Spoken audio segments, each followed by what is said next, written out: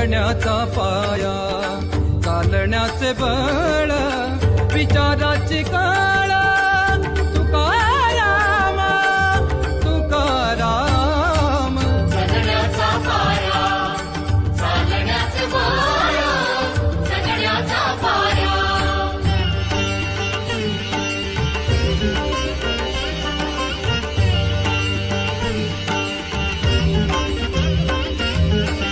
शब्दांचे इमान, अक्षरांचे रान, शब्दांचे इमान, अक्षरांचे रान, अभंगाचे पान.